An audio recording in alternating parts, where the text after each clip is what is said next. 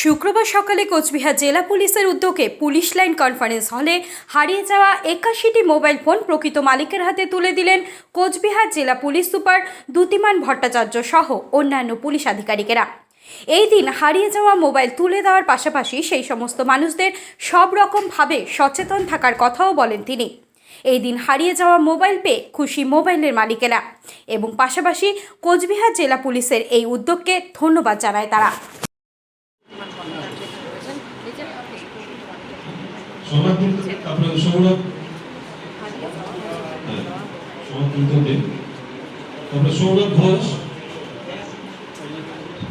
সৌরভ ঘোষ, তারপর বিনয় গোস্বামী, সৌরভ ঘোষ, বিনয় গোস্বামী, সুশীল রায়,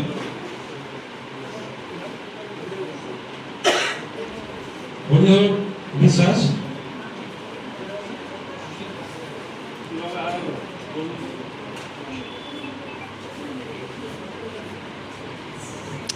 নমস্কার দাদা। একটু দাদা আসলে আমার নামে কেনা ছিল, কিন্তু বাবাকে ইউজ করতে দিয়েছেন। তিনি রাজমেলার মাঠে চন্দ্রশেখরের অনুষ্ঠানে গিয়েছিলেন। ওখানে ভিড়ে তার মোবাইল থেকে, তার পকেট থেকে হয়তো মোবাইলটা পড়ে গেছে, তিনি বুঝতে পারেনি। তারপরে আমি গিয়ে পুরো থানায়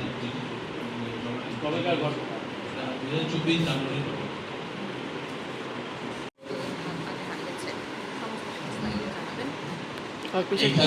যারা আমার থেকে সিনিয়র তাদের আমার নমস্কার এবং ছোটদের আমার ভালোবাসা। সেই সঙ্গে জানাচ্ছি যে 2023 সালে যে রাজমেলা হয়েছিল সেখানে আমার দোকান ছিল, সেখানেই আমি মানে রাত্রেবেলায় ঘুমাচ্ছিলাম। ওই অবস্থাতেই আমার ওই মেলার স্টলের থেকে পেছন দিক দিয়ে এসে কিছু টাকা এবং মোবাইল ফোনটা নিয়ে যায়। তো সেই সময়ে আমি কোচবিহার কোতোয়ালিতে এসে জিডি করি এবং সবাই আমাকে যথেষ্ট হেল্প করেছে, জিডিটা নিয়েছে এবং যেভাবে করা সেগুলো সমস্তভাবে পরামর্শ দিয়েছিল। এবং বিশেষ করে আমাদের পরিচিত সঞ্জয় দাস, তিনি আমাকে যথেষ্ট হেল্প করেছে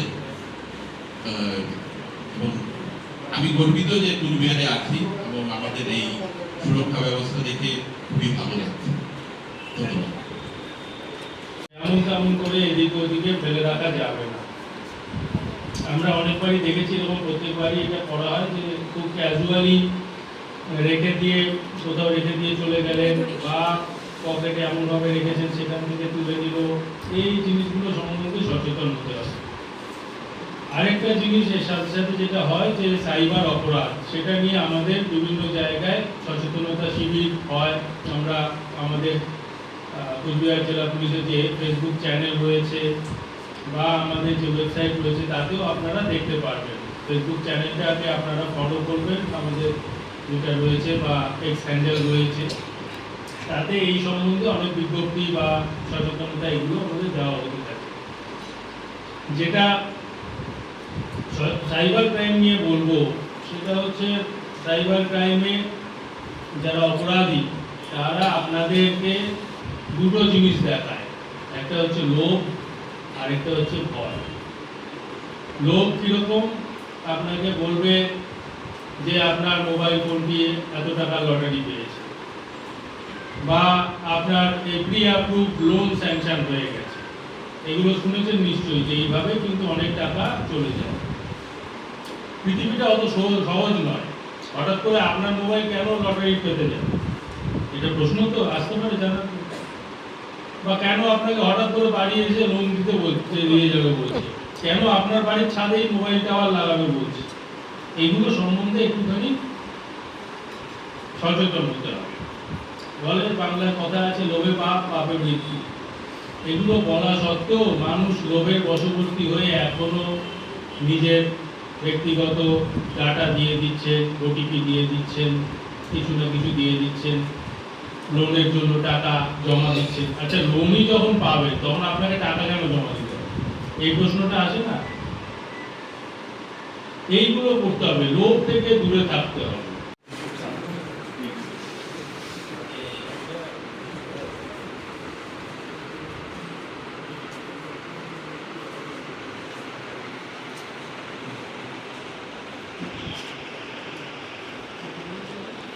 আজকে হারিয়ে পাওয়া যে আমাদের ইয়ে রয়েছে, প্রকল্প রয়েছে, তাতে 81টি মোবাইল ফোন তুলে দেওয়া হলো উপভোক্তাদের হাতে, যেগুলো বিগত কয়েক মাসে হারিয়ে গেছিলো। তো সেগুলো পেয়ে সবাই খুশি হয়েছেন এবং আমাদের যে টিমটি এটা করে তারাও এটা তুলে দিতে পেরে তারাও গর্বিত। কোচবিহার জেলা পুলিশ এরকম প্রত্যেক মাসেই প্রচুর মোবাইল মানুষের হাতে ফিরিয়ে দেন। আগামী দিনেও আমরা এইভাবে কাজ করব।